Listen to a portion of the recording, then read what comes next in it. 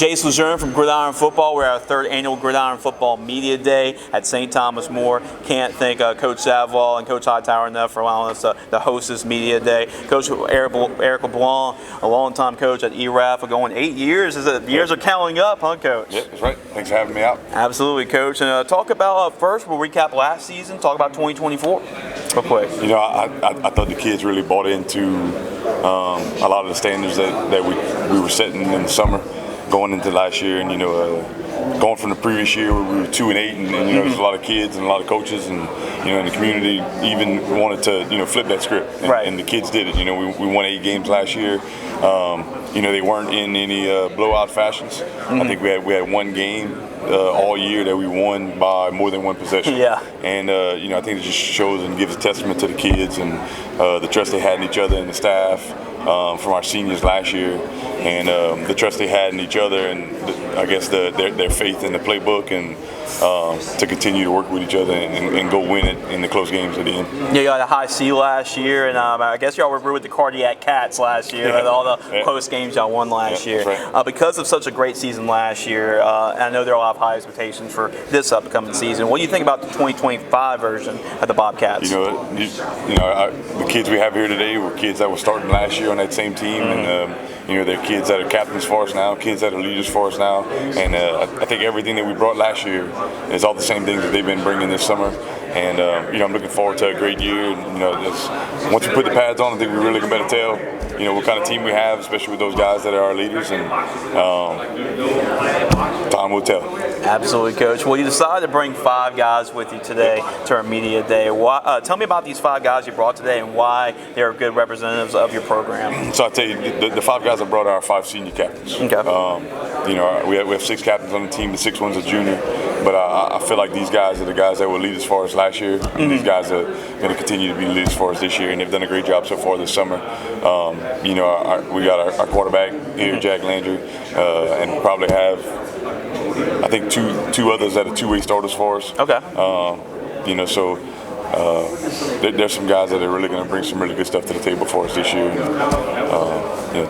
It's going to be a good year for us.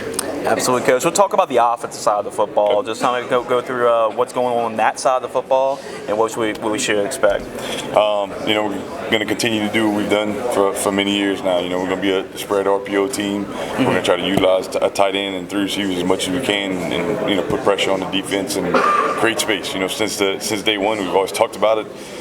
The field's 53 1/3 yards wide, and we try to use every space of it to try to put conflict on the defense and make them cover 53 1/3 yards. Right. And I think we have 5 guys up front right now that are going to be physical enough that we can run the football with some light boxes, and make it a lot easier on the quarterback to make reads out there, and a lot more space for our receivers to run routes. And that's the name of the game. I think if you can execute, and I think we've been doing a good job of executing this year, especially with the experience we have coming back at the skill position and up front. And just look forward to those guys continuing. And like I said before, put the pads on in August, and everything can change for good or for worse. And I'm expecting it to go the right way for us. Absolutely, Coach. Defensively, what do you expect? Last year, defensively was a bright spot for us, and then the kids will tell you the same, and they know it. And since day one, I've been calling offense, but I'll tell the kids every day when we walk in, defense is going to win a lot of ball games. And if the other team can't score, they can't win. We might end in a tie. It's 0-0, but if the other team can't score, they can't win. Exactly. And our defense did. Had probably one of the best seasons we've had in the last decade at Erath. And it's a testament to some of these guys you're going to talk to in a little bit here that play defense and start for us, and that are going to continue to lead for us this year. Yeah, I know you brought these guys here today. Any guys you want to give a shout out to, or just from the work this off season, or guys we should maybe aren't flying on the radar but should expect some big things from this year? Our quarterback Jack Landry, he's been a quarterback now for his third year, not third full year, but third year starting for us. And he's continued to progress in the right direction. He had great reads this summer, great throws this summer. Had good camaraderie with the receiving corps that's out there. He understands the offense ins and outs. Aiden Borg, running back, strong safety. He's starting both ways for us this year, and I expect him to do a great job. Jalil Charles, another linebacker, guy that's a leader for us. Landon Lemaire, he's been playing free safety now. This will be his third full year starting at safety for us, and I think that's where the development of the defense is coming into play as far as how much they're understanding schemes and understanding where they need to be in the defense, and they can all basically be the quarterback of the defense now. And I'd say probably the other guy, just throw his name out there, is Tyler Landry, our wide receiver. He's going to be our number one this year, and I expect a lot of good things from him. Yeah, and then talk about the upcoming schedule. I know it's always tough at the 3A level. I mean, that's a really tough classification. So talk about the non-district and district opponents you'll be playing against. So I think non-district is going to be just as tough as it was last year. They were all some nail biters going down to the last possession. And non-district, we get started the year against Lowerville. We've had that on the schedule now, I think, for the past 6-7 years, and they've been a really good test for us. Coach Martin's gonna bring a physical team out there, and I would love nothing more than start the season out with a good competition, good competitor that's gonna, I guess, progress us in the right direction for the rest of the season. And I think moving in the district, it's a small district for us. We only got 4 teams. It's us, St. Martinville, Kaplan, and Abbeville. Yeah. And we get to go St. Martinville. Last year we didn't get to play that game. Some pre-game issues that caused us to have to cancel that game. But we're looking forward to getting back on the board and defending our title from last year.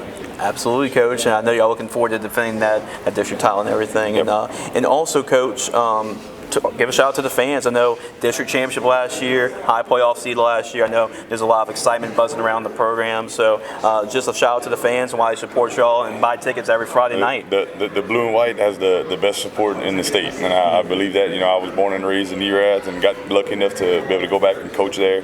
And the blue and white is always proud, and we get the fan base that shows up faithfully every Friday, whether we're on the road or at home.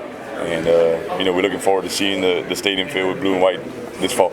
Absolutely, Coach. Looking forward to be a part of it. And Coach, here's our magazine on us, and the next magazine before football season, in-depth season preview on Erath. So all the Erath fans, I know they want their football fix. So to get your football fix on the Bobcats, make sure to go to our website to pre-order our magazine, GridironFootballUSA.com. Looking forward to see what the Erath Bobcats have in store for us in 2025.